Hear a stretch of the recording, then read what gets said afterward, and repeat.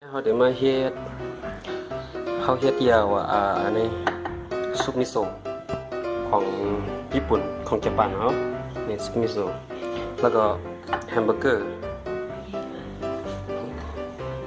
แล้วก็นี่หอยเชียวอบใส่ชีส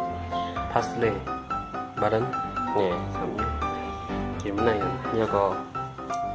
เกี่ยวเป็นผักสลัดโอเคกำลังมาด้วยกันกินกันอร่อยเองเลย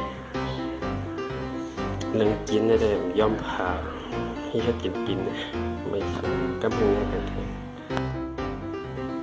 วันนี้กินอาหารอเมริกันแฮะแหนมฝรั่งเศสหอยอบใส่ชีสแน่นอนแหนมของญี่ปุ่นชิปนีสามเมียวมาล่อน้ำเนี่ยผ่ามาใช้กำมาด้วยนะ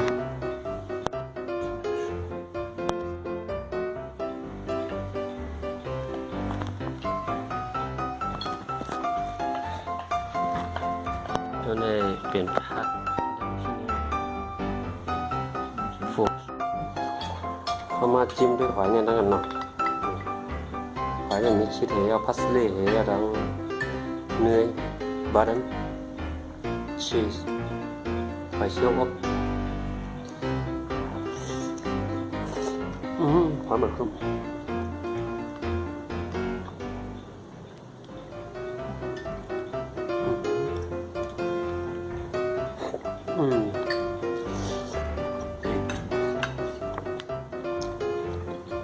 หอยใหญ่นะไม่ต้องหอยใหญ่หอยนี่มันก็ปีนิวซีแลนด์มั้ง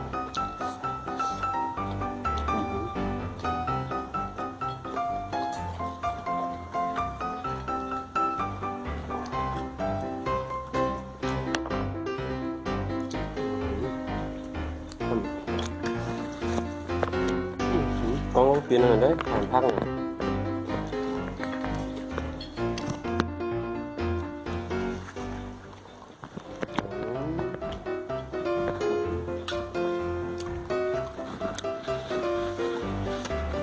chúng đây súp miso không chụp bản nó bây giờ một cái hầm đấy hầm tan bỏ hơn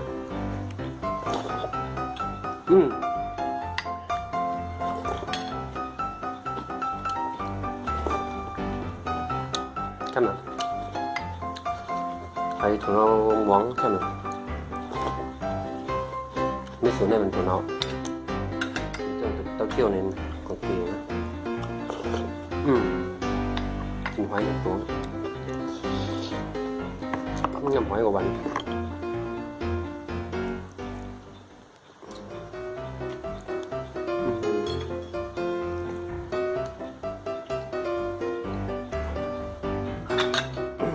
hoái tôi dầm dập như này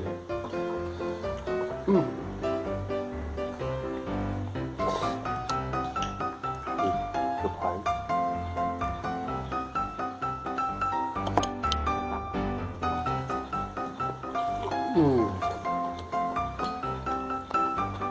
hoái chấm bạc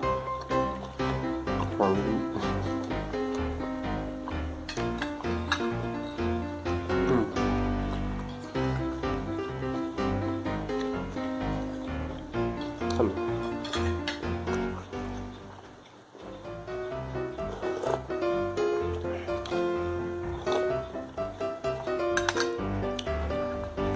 Miêu nào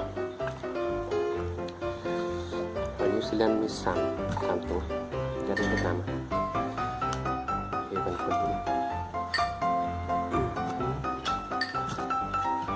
còn lưới nữa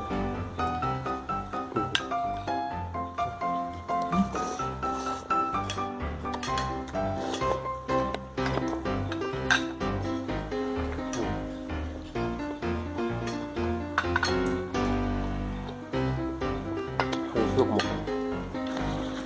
นะครับมิโซะเป็นของญี่ปุ่นเนาะญี่ปุ่นเพราะเราให้ไปกินทุกเกลือเนี่ยหอมดีกัน